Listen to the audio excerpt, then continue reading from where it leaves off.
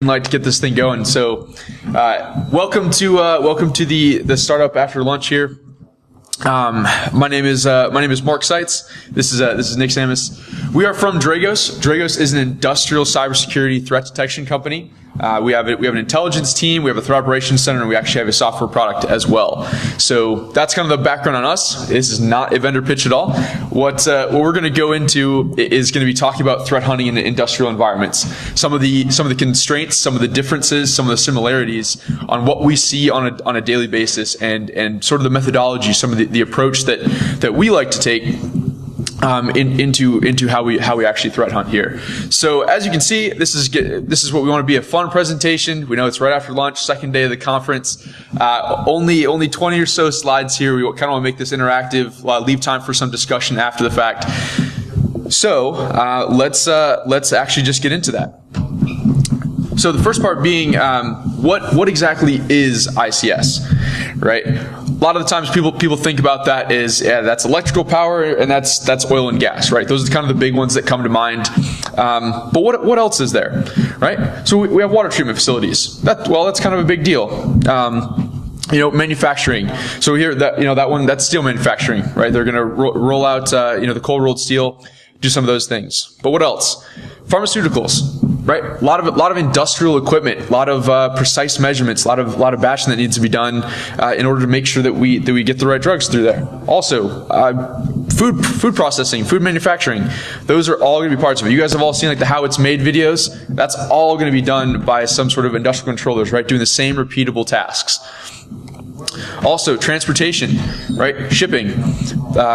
If you guys have a chance, check out some YouTube videos on some of the newest shipping ports being built in Shanghai and Singapore, right? Making artificial islands just because it's faster, more reliable, the automation processes to get ships in and out. Again, all done by industrial equipment and controllers. Trains, another great example. Right, those all have to run. Those all have to understand exactly where they're at on the tracks and what they're moving around. And most importantly, beer, right? Champagne and beers. Obviously, you guys all want a piece of that. That's all going to be done by industrial equipment, right? These are industrial environments, critical infrastructure, arguably most important critical infrastructure there. So just give me a frame of reference of the wider scope of industrial environments when we're talking about that. How similar versus bespoke are all those environments? Is that all going to be like the same few vendors providing that, or each of those 9 things have 9 different sources? A bit. So generally, everyone's a special snowflake, and that's some of what we'll cover in this presentation. We'll specifically talk about the constraints. What we're going to really hammer at is what makes ICS threat hunting different than just traditional or IT systems, as we call it. We want to make sure, if you come away with anything else, the fact that a one-size-fits-all approach between both of those computing environments is not viable, and we'll present some of those challenges. And that's a really good point you bring up.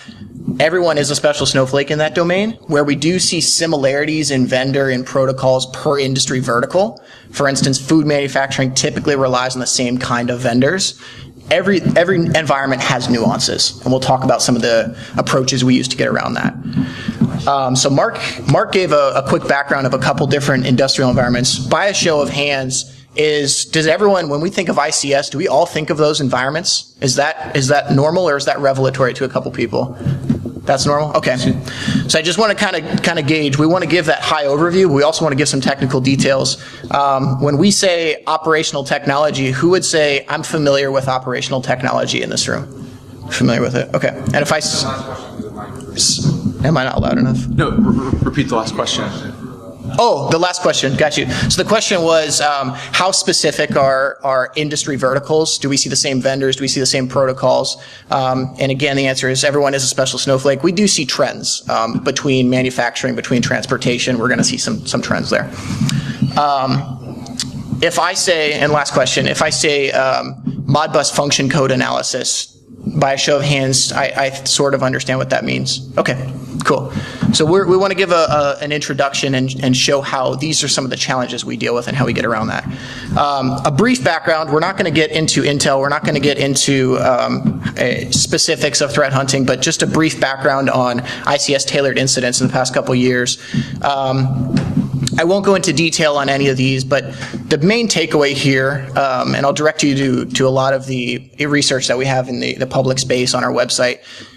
We do a lot of good information to get out to the public on what happened in these incidents and what are the main takeaways. And the main takeaway from a couple of points that we see here is that in the public domain, there's a small sample of evolving threats. As you mentioned, these threats that we're seeing are tailored because everyone is unique in some kind of capacity. The landscape that we need to look at is very specific to the kind of domains that we're looking to protect, the kind of systems we're protecting. You want to talk about what is threat hunting? Mm-hmm. Absolutely. So before we really get a chance to talk about the constraints or limitations of hunting in these environments, we have to make sure, one, we understand what ICS operational technology is. Started to cover that a little bit. Now we need to make sure we're on the same page with what threat hunting is, right? So, fun definition, because everybody loves the definitions. And of course, like, we're bringing that, we're going to bold it, we're going to highlight it, we're going to do all that fun sort of stuff. But great. So we know it's a proactive approach. It's analyst driven. You can look through some of these things. It's TTPs. But really, what does that mean? Right? So this is something we've done a lot of work on. So maybe it makes sense to actually start with what it is not actually, because we actually see a lot of times we're not arguing about the definition, we're arguing about its actual implementation. So if we bring up something like it's a notification, right? We see an SMB file share access. That is not threat hunting. That was we are seeing some sort of alert. That's not a proactive approach. We have something telling us there might be something wrong with your system. Same thing with, hey, the RDP connection. Well, we know that remote access could potentially be, damaging to an environment. There's a lot of things you can do. There's a lot of lateral movement you can do. But that is still not threat hunting. Right? You can threat hunt on RDP connections, but actually coming from an alert perspective, having something tell you what's going on, a little bit different. So if you just want to read that for a second, right? Some of the things we want to talk about is hypothesis development. Right? When you're talking about proactive, the analyst-driven steps, the manual process of I'm going to look through data, I want to target my approach. I want to focus what I'm going to be doing. So I have to come up with a hypothesis. I have to figure out, hey, I think an adversary is leveraging an approved VPN connection, right? I have VPN connections in my environment. Could be from contractors, could be people working from home, whatever it is. Right? Using remote connections. So now when we talk about remote connections, that's RDP, that's VNC, right? There's a number of, WMI. All kinds of different protocols. We're essentially opening up our scope there, but refining it to remote connections. Now I'm talking about the next action. They're using those remote connections to move laterally to change a PLC program. Right? Now I have an action. I'm hunting for some sort of program that's now going to change in my environment based on a PLC asset identification.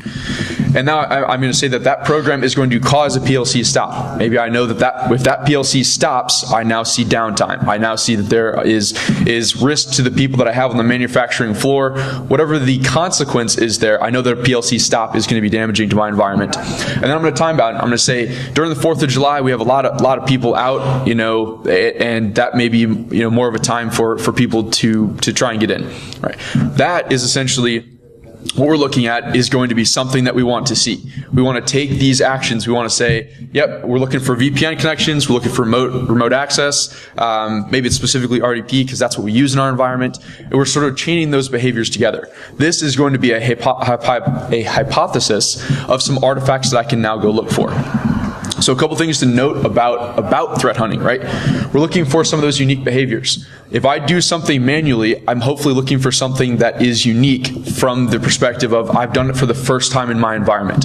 After the fact, I want to automate that. I want to go be looking for new things. I want to continually, we'll talk about automation footprint, but I want to be proactively searching through data. Right, I want to have hypothesis development. I want to see what the coverage is across, maybe the ICS kill chain. Right, being able to look at coverage in my environment, automating after investigation, and again, important to mention before we get into really the OT and IT side of things. Is going to be, this is not an automated process. Threat hunting is not something you can automate. You can automate threat hunting after the fact. What we talked about, file share access. Maybe you do a hunt that is looking for file shares that are being accessed. Great. You now have an automation footprint where you have the ability to triage that notification.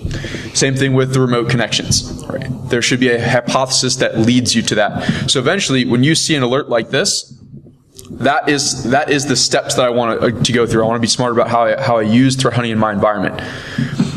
So that kind of gives the basis of what we're looking at for threat hunting. It's going to be a proactive approach. It's going to be something that, it's unknown territory for your environment.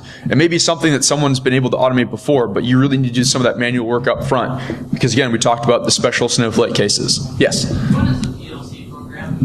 PLC program, so programmable logic controller. So what that is, it's essentially a computer that is designed to do specific tasks. And you can upload a program to it to perform those various tasks. Now, we won't get too far into exactly what it is, but essentially just it's a limited functionality to do very specific purposes, very specific tasks.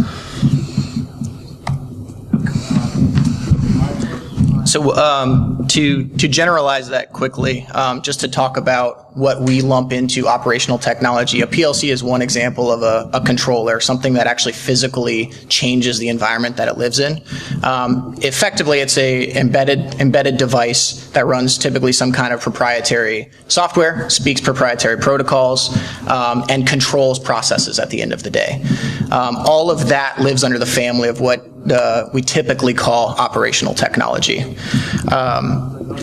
We can't have an operational technology presentation without having the IT versus OT slide, so that's what this is. Traditionally, we view these computing environments as completely separate. And we'll see IT as this bubble, and it's things that we deal with on a daily basis. It's mobile devices, it's Windows workstations, it's email servers. And then we put this other bubble on the other side saying this is OT. This is where PLCs live. This is where remote terminal units live. This is where a hardened industrial component switching infrastructure lives. And then somehow in the middle here, this is where the dragons live. Like everything's neatly and nicely organized, and we say, cool, when we go do an OT threat hunt, we're going to go look at that, because that's where bad things happen. In reality, that's not really how it works. In reality, IT versus OT is like a pizza. We have a heterogeneous mixture of various computing components that are mixed within. If we have a pepperoni pizza, I'm not going to bite into one piece of dough, and my next bite is going to be all sauce, and my next bite is going to be all pepperoni, and I missed some cheese in there. And similarly, when we think about this from a threat hunting perspective, we need to be prepared and understand the entire contents of a slice of pizza at all times. Operational technology isn't anything that is not IT. It's things that include, standard technologies that are commonplace within IT. SMB, DNS, these all have a very important role typically in industrial environments. So how we understand how all of those various components play together is very important for how we threat hunt. In this case, we've got some IT scattered, and you have a bunch of other stuff that you've never seen that we'd classify as OT, or that we don't even know was there to begin with. The second IT versus OT slide, this is what we call the Purdue reference model. Basically, it's a way to theoretically and conceptually organize the computing that occurs in an industrial space. At the bottom, level 0, is where we have field devices. These are sensors, these are pump controls, these actuate and sense from the physical world. Those speak to level 1 devices, and a PLC is an example here, a controller. Above that, at level 2, is the supervisory plane, in which we're having humans actually monitor processes. We have human-machine interfaces, so I can see what computing and components are actually sensing from the physical perspective. That's how we build that human gap. Above that, we have operations and support. As we're moving up this stack, we're getting a little more IT, a little more commonplace. Facility network is probably where a lot of your more standardized IT components are going to live when we think of standard computing environments. And then level 5 is enterprise. So we have our enterprise, and we might have a link down into an operational environment where more of that specialized OT equipment is going to live. This is typically how IT and OT environments are promised. In reality, it's significantly more compressed. This is how it's typically delivered. And that's why if we take an approach of we're going to go look at all the IT stuff today, and tomorrow we're going to look at all the OT stuff, this is where a lot of threat hunt fails. It's because we turn that IT lens or that OT lens off at a given time, rather than understanding both of those environments throughout an entire hunt. Put more simply, it's promised to Iran Swanson, and we got Iran Swanson. So with that, understanding a little bit of background there, we wanted to talk about some of the unique constraints. What makes IT versus OT different? And we're going to have 4 bullet points that we want to talk through. Want to do the first 2? Absolutely. Yeah. So, just to add more meat to that, right? I mean, coming into that, the ICS space, kind of doing some of the first threat hunts, and you start to see some of the weirdness there. It's like, we are looking at Ron Swanson. It really is the same person, right? You just, you have to look at things through a different lens there. But right, so talking about legacy systems, really, that's one of the first kind of constraints that we see in this environment. And we talk about legacy, right? We will address the old Windows versions, right? Things that are way out of date, way out of out of patching, all that kind of stuff, right? So things that we see typically, Windows XP. We've seen some Windows 95, right? Like systems that are put in the environment that just keep running, right? It's the mindset of if it's not broke, don't fix it, right? And from the engineering side, from the plant side, there's no reason to go upgrade that box or fix it or patch it, because they need to keep the process running, right? If you're an oil gas refinery, you need to make sure that you are continually refining oil 24/7, 365. That is the mission of that plant. So changing that Windows device, when cybersecurity folks come in, it's like, hey, we need to patch that device. It's, well, what is it? How is it going to affect, my production, my output right now? Because if you leave me down for an hour, right, and you're trying to troubleshoot, trying to figure things out, well, I've now lost an hour of production time, right? And now you become responsible for that as the plant owner.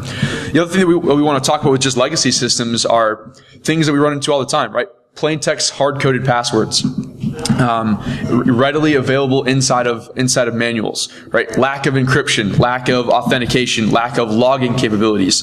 Those are things we typically see from all kinds of devices. So at another level, though, what we would talk about is even if you wanted to make something, tunnel through SSH instead, right? You want to securely access your boxes.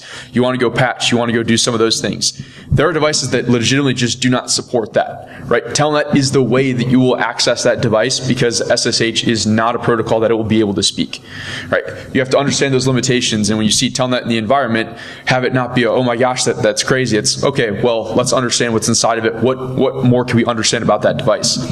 So one of the war stories I want to put behind this is we were performing a threat hunt at a solar and natural gas facility down in California. We were working through some of their devices. We were looking at their threat hunt, looking at the backbone of their environment. We found a bunch of Cisco devices. Their entire Cisco backbone chain was massively out of date and unpatched. And we went back to them, and we kind of knew this was going to happen, but we said, hey, recommendations are these 3 options for it. What do you think you can do about it? And they said, actually, we know that is a thing. We can't do anything about it because the vendor that supports those devices and supports our control system won't let us update without invalidating our support contract. So as that kind of facility, right, if you have downtime and it's something that the vendor needs to come and fix, you need them on contract. You need them to get in. They need to be boots on the ground to fix that, so you're back up with your operations. For them, they have to keep that system out of date and unpatched, or they have to go rebuild their facility and bake in a new contract with it, which you're talking 3 to 5 years of rebuilding a plant, not, hey, we're just going to keep operations up. So that's the big thing that we want to talk about with that first thing of legacy systems. The second part that I want to talk about is going to be the proprietary devices, software protocols, trying to get an understanding of what the vendors in this space are actually doing. Not from the security perspective, but just from the keeping everything running. How do we get the cookies actually shipped out to the trucks and make it all the way through their cycle? Anything with that degree. So a couple ones I want to throw out here are Rockwell. And you guys may be familiar with them or not. These are essentially automation vendors or just control system vendors. So Rockwell, they tightly control access to their customer portal. They really don't have much that's public out there that you can go and just grab from online. And they charge a premium to access some of their extra data, even if you are a customer. Schneider, they implement their own. So some of you guys said you were familiar with Modbus. Modbus is an open standard protocol. It's very widely used, commonly accepted. Well, Schneider actually made their own version of that. Right. So now, not only do you have to understand regular Modbus, you have to understand the changes that they've implemented on top of that. Emerson, essentially their protocol stack is built on old protocol stacks. So not only, again, do you have to know what they're doing, the new things that they've done is what does the base protocol do? And again, trying to figure out where would you even find that information. Yokogawa, some of the same things, right? And what we talk about there is how do we actually figure out this information? Is there stuff available online? Like, do we have to reverse engineer it ourselves? Potentially, or can we get some sort of partnership where we kind of figure those things out? It's all a necessity for us. One of the biggest challenges that we've now seen is that vendors coming out with new products boast interoperability across all sorts of other vendors. So Honeywell is now having the ability to integrate with Yokogawa and Schneider and Rockwell. Great. Now I have to understand all those different devices when I go into threat hunt in these environments. So really what we're trying to show you is that this presents a challenge to the threat hunter in this environment. Right. And again, it's going to be different because each facility that you're going to be into is going to be a little bit different as well. So again, it's ultimately harder to find what is normal because you have to figure out what's going to be normal first, and even understanding what the facility is going to be defining as normal as well. Another constraint that we see more heavily in an operational environment is the notion of a system. What we mean by this is, at the end of the day, operational technology is keeping a facility up and running. It's what makes a refinery a refinery. It's what makes a train run. In typical computing environments, IT, you might just have a whole host of workstations, and as users change their roles or execute their job functions throughout the day, they use different software, they use different technologies, they use different protocols, but at the end of the day, the workstation doesn't really change, right? You have a standard IT build. In OT, identities really matter. We have a workstation for a very specific purpose. If that workstation has the HMI software, the human machine interface software, I can't just do the job of an engineer that's not an operator. If I want to go change the software that lives on an embedded device, I need to have a specialized piece of hardware and associated software for that. So identities very much matter. Why that presents a challenge is that we need to understand from the technical perspective what that identity really is trying to do. This device is trying to execute these kind of functions, and for the challenges that Mark has identified, if we have closed protocols or protocols that we don't understand, it's our responsibility to go figure out what that actually means so I can see what that device is trying to do. Similarly, these devices, as they execute functions, they're all typically pretty critical. If I have a component in an operational technology space, it's probably there for a reason. One of the trends we're seeing over the past year or so, and you guys have probably seen in the news, is we're seeing a lot of opportunistic ransomware targeting industrial firms. In typical IT environments, if I have backups, great, I can isolate the ransomware incident, I can flash those machines, and I can get users back up and running. I'm going to put the same build on there, and I'm going to say, hey, sorry, we're going to resync your email outbox, and we're going to resync your messages at the end of the day, no problem. In OT, I need to go figure out what software packages were on that thing. I need to go figure out the exact configuration, the software build that I need to put specifically on that unique machine. And these present significantly different challenges, because that's not a, hit the flash button and we're good to go. Similarly, one further point, tying network actions to system identities is important.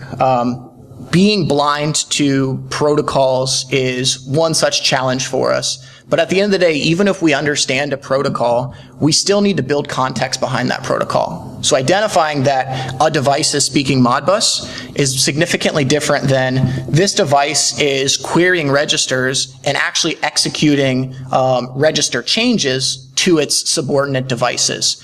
Building that context and having our homework done ahead of time is really important on the notion of a system. The fourth thing we'll talk about is uncertainty. In industrial environments, the systems are typically rather deterministic via either operational constraints or artificial constraints because nobody's tried anything unique in these environments. If I built up a system 30 years ago, I don't have a bunch of hands in the pot trying new things. I don't have operators that are downloading new software packages because it can make, animated GIFs out of my videos. And I don't have that kind of uncertain behavior on my operational environment. When we go into these environments for a pen test or for a threat hunt, that brings uncertainty to operators. And that uncertainty causes a lot of hesitation with people that own these systems, rightfully so. So in order to get around that uncertainty, we need to, via tribal knowledge, via expertise about being in these environments, understand the challenges and build unique tactics to get around those. So things that are, kind of commonplace in IT environments, being able to fire off a scan to collect a bunch of information. Even if we understand how to collect that appropriate information, there's hesitation around that because that kind of scan has never been fired off before. We've never done this kind of thing, and I'm not going to do that on my operational environment for the first time ever. Log collection. In IT, we can typically go say, let me go look at the auth log. Let me go look at the event log. In OT, we don't always know how to pull those, or we don't even know if logging is enabled on some of these devices. Similar with debug information. We like to call the availability of information very special. And this kind of comes back to one of the original questions at the beginning. Everything is a special snowflake because some environments, based on how it was implemented, based on how operators are actually implementing the system, you might have a trove of information, you might not. You might have no idea what kind of debugging information is available to you, but it might be sitting on a random syslog server. Or on the other side of things, you might have absolutely no information available to you. So I want to talk through one specific use case. We talked about how proprietary protocols present a challenge. We'll talk through an open protocol here. Modbus is a fully open source protocol. It's integrated into a lot of standard security or network analysis tools out there. Zeek, formerly Bro, has a Modbus parser built into it. We can use them in their default configuration to get some kind of information based on network flows. But if we just do that, just use it in their standard configuration and don't understand operationally how it's used, it typically yields information that is insufficient. So on the right side here, is anyone familiar with what a Modbus log looks like? Or is this new to everyone? Okay, this is generally new. So what we see here, it's similar to a con log from Zeek. And what we've done is analyzed a source IP address speaking to a destination IP address over port 502, which is what Modbus speaks on. And there's a concept within the Modbus protocol of a function code. And when we see read holding registers here, that's what that function code actually means. So in this case, 192.168.112.21 is executing a read holding register command to 192.168.112.50.52 and 51 also. And this is what Bro in its default configuration will give us. So we say, cool, great. We're seeing the exact same behavior from one device to 3 different devices. And if we just use this information with no context, we don't have a lot to go off of. However, if we dig a little deeper, if I now start building some operational understanding to this, I can now develop a deeper hypothesis and say, based on my understanding, I know that that master PLC should only be requesting from starting register X50. And if that's the case, I know all of its remote PLC should only be providing information back on just that register. I can look deeper in the packet, and I can pull that information out. In this case, if we plot it over time, great. We see every single read holding register request is initiated starting at 50. Further, with some additional information, we know that the Modbus spec, you give it a starting register for this function code and a number of bytes to read back.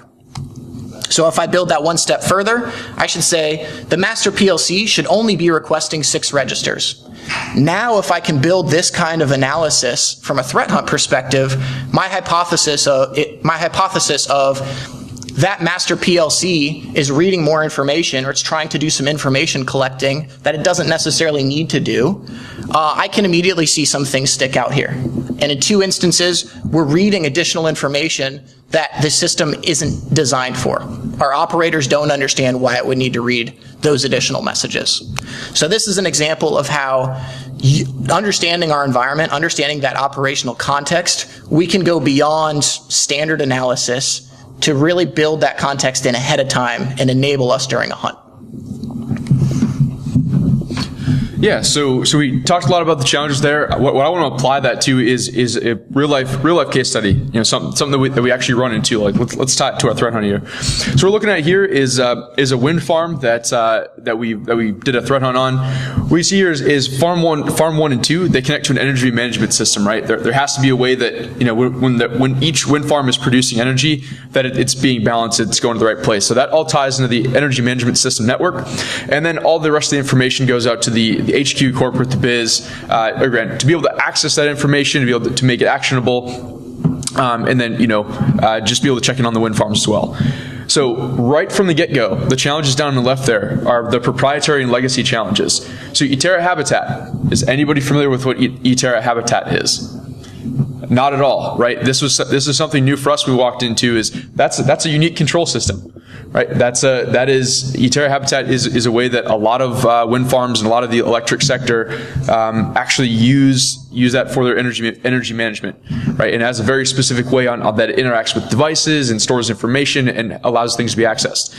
So one, that's a proprietary challenge because there isn't just, you know, the quick Wikipedia page on here's how eTerra Habitat works. It's a proprietary system, right? A vendor is trying to compete with other vendors on my system is better than yours. So they're going to try and vault that information away. And also the Modbus controllers. Again, open standard on things, got to understand what those actually are. So moving to the next part, right? So let's zoom down into one of those wind farms. Well, what we see from that is that there's a master device. There's essentially a master PLC, and then there's outstation PLCs. So it's, again, one computer controlling the rest of them. And what that one in the center is essentially giving all the commands to all of the actual wind turbines that are out in various locations, you know, that actually make up the wind farm. Okay. Giving us, you know, the directionality here, we now identify that there's a system identity challenge, right? One of that third bullet point that we talked about is you know, if I'm reading this, what does master actually mean? What does PLC mean? What does that mean as an outstation device? Directionality-wise, I'm seeing that it should only ever be the master talking to the PLC. The PLC should never return information to that. Well, again, now that's an identity challenge. I need to figure out what's actually going on. So when I threat hunt, if I ever see a PLC talking back to the master, giving more information, what does that mean, right? I have to understand that. So the weirdness that we saw from the threat hunt perspective was actually developing the hypothesis that centered around, you know, other connections to those PLCs. If we know that only the master should be talking, is there something else that's talking out there? And we actually found that there were 4 IP addresses that were actually communicating directly to these PLCs. And that didn't make sense to us at all. So immediately it's like, oh shoot, we got external IP addresses talking in. From what we know about the system identity, from the network layout, this should not happen at all. Well, it's now uncertainty. I'm now uncertain about, you know, from what I know about the system identity, should this or should this not be happening? Right? So now my tactics are different. So, you know, I'm looking at, all right, what other information can we pull, right? We're getting network traffic. Can we get host logs from those controllers? Are those controllers even possible to even give us other logs? Can I even go request that the astronaut go and grab those, right? Do they even feel comfortable going to those devices? Also, it's a wind farm. So you're talking about driving hundreds of miles just to go collect logs potentially. That was not the case, thankfully. But what we found out, though, it was that they're actually vendor connections. It was an external vendor out in Spain that was actually performing turbine resets. So what that means, essentially, when you have a wind turbine that's up and the wind speed gets too much, the PLC will actually break the wind turbine. So it essentially slows everything down to a halt. You need that turbine to be reset. So the vendor actually performs that connection, resets it so it can actually go to spin again in lower wind speeds. So we found that these are persistent connections that are coming in, right? And actually the asset owner found a contract that for the next 3 years, this has to be the case. right? And when you talk about the legacy systems ownership, there's nothing the asset owner can do about that, because when the control system was first put in, this was exactly how the legal documentation was set up. So that vendor will continue to have a persistent connection from a place that the asset owner that actually owns the wind farm doesn't know where those IPs are coming from, doesn't know the security about those things, but that's how it has to be. That's now an operational challenge that they have to work with. And now when you're talking about threat hunting, this is not an alert that you get fired up about, right? It initially is, right? Because we go from that, oh my gosh, to, all right, we have some context. Really, this is applying real life use case to everything we talked about here. So what are the key takeaways? What are the approaches that you have to have? Nick, have you hit one or two? Yeah, so talking about some of the constraints, we want to be solutions oriented here. How do we build a tool set? How do we build a capability to help us in those challenges? The first one is doing our homework. We alluded to it a couple different times. As Mark mentioned, if we have proprietary protocols, our homework is ahead of going into that environment. Let's understand how this protocol operates. Is this a pub sub? Does this require two-way communications? Is this only a UDP packet that we throw over the fence and hope that it gets there? Understanding all of these constraints from a protocol or a vendor level is really important. We should do that ahead of time. What that does is it reduces the burden of us, the analysts, when we're in the field. So using all of the time ahead of an engagement, we can build up a repository of information. We can build up specific tools for that engagement. Similarly, on the notion of a system, understanding how these systems typically operate.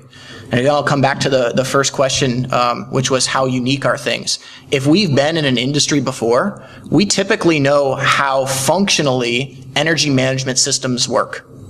Are we going to look at every energy management system that's ever been created? No, that's not scalable. But understanding from a functional perspective typically how these work, we can now ask more pointed questions to quickly build up that information, that operational context.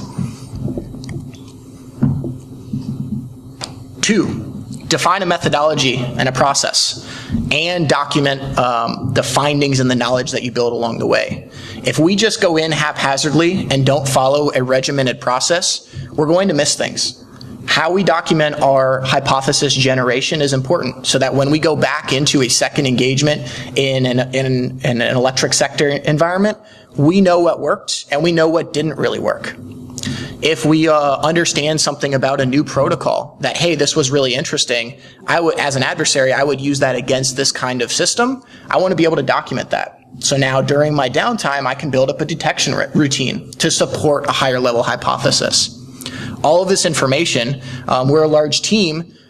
Not every single person has seen every single system out there. Being able to share and codify that knowledge is important for us. As a platform, as a software development company, we do have a platform. And understanding all of these things that we learn from the field, codifying that into the platform is important for us. So that when we want to go run an analytic to identify some additional information, that supports our hunt. We can actually use that because we've codified it before. Right, and that really leads into this last point here, right? This is probably one of my favorite gifts ever. Gotta enable that hunt. Gotta at least get yourself down a path where you're in maybe an uncomfortable situation, an environment that you have no idea what's going on, and there may not be a lot of research out there. You may have to do some of that work up front, right? Take those first 2 steps, enable it, then you gotta codify the knowledge, right? When you do it once, can you do it? Can you do it another time? Can you make this essentially not happen? Make the jump next time, right? And continually running that process. That's gonna be enabling the hunt, codify the knowledge. We have the benefit of being able to use a platform. There's also a lot of research that we put out there, right? Very, very community driven, where this is a big problem that's not going to be necessarily solved by one company. It's going to be a lot of people that are getting into these environments, because we're not going to look at every energy management system, right? And that's just one vertical that we're going to be looking in. Right? There's a lot more that we looked at when we talked in the front. I'm trying to look at more beer environments, to be honest with you. Sometimes you get some cool swag from those facilities. Wouldn't mind some beer on the way out. But that's really codifying the knowledge and getting things out there. Yeah, so that's all we got there. Questions? Yeah. Can you repeat the question into the mic? Yeah, absolutely. So those IPs, external IPs, were they connecting on the Modbus path, or were they coming in through some sort of gateway? Yeah, so the question was, what the external IPs, where were they, what kind of connection did they actually have in? So they were connecting over Modbus there, right? So the way that they came in, where they came in from the external side, but they had local IP addresses, right? So then they from the local side, they were able to connect directly in over 502 to do those actual resets. How often are you able to ask like the engineers that design the system for like their homework? Because it seems like a lot of that the baseline stuff could be accelerated by talking to them about how it's supposed to work. Right. So question being, how often do you get a chance to ask these questions direct to the operators, the engineers, the ones that know the system, network operators? Yeah, please. In 2 words, it depends, and that's the worst answer ever. So again, I'll point, this is a great, I swear I didn't plant the question ahead of time. Everyone's a special snowflake, right? So you're going to go into environments where the engineers have everything well documented. They understand how the IT works. They understand which switch actually gets packets to where they need to go. On the other hand, you'll have environments where nobody's ever looked at this stuff. You've never had an outage. You've never had to document anything before. You've never had to run any solution down from an IT or OT perspective. So depending on the environment, you have anywhere along that entire range there. That said, what we typically try to do is codify that ahead of time so we can give them a questionnaire, right? Do you understand your routing scheme? Do you understand if there are any firewalls present in your environment? Do you understand how external VPN communications can actually route to critical OT components? And based on that, we can then level set with how we can change our tactics around that. Because one such example is if you have absolutely no visibility, you can't give us an asset management inventory, you don't understand how packets get from here to here, that might change our tactics on site to say, hey, we want to go to your backbone infrastructure and start tapping to build some of that context. And the other thing of that too is, even if they have filled out the questionnaire, sometimes they'd say, well, you guys didn't, good? Oh, gotcha. Yes, so sometimes they'll fill out this like, yeah, we know how things are supposed to work. It's like, you get on site, it's like, okay, what's your documentation? It's like, oh, well, we're just going to whiteboard it for you, right? And it's just one network guy like whiteboarding everything out. It's like, shoot, I don't think that's right at all. But it's exactly that. So you get a varying range. Yeah. So obviously uptime is important in these environments. What sort of redundancy do you see in those, and how does it affect your ability to help them recover from an instance? So for instance, you have a device that is optimized. Is there another device that has the same configuration that's just cold waiting to swap in? Mm-hmm. Yeah, so question being, what do we see from the redundancy perspective, right? How the control systems are built that, help keep uptime even after an incident.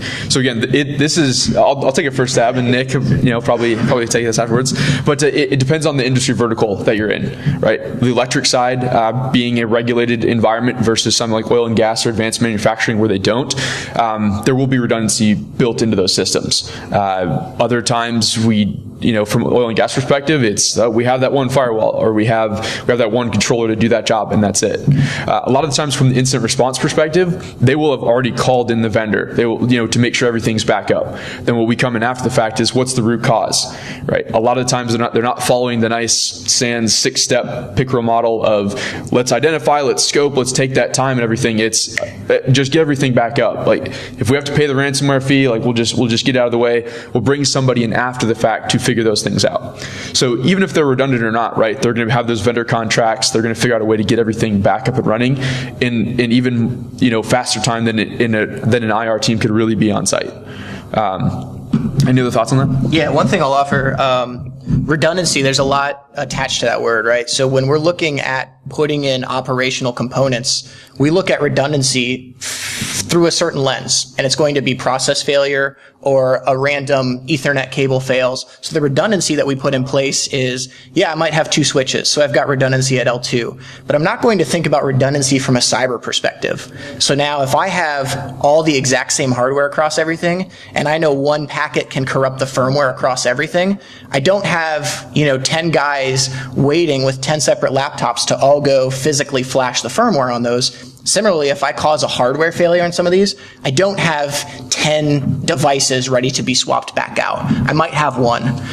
So thinking of that in the perspective of what are you building contingency plans for is a really important consideration. Yeah.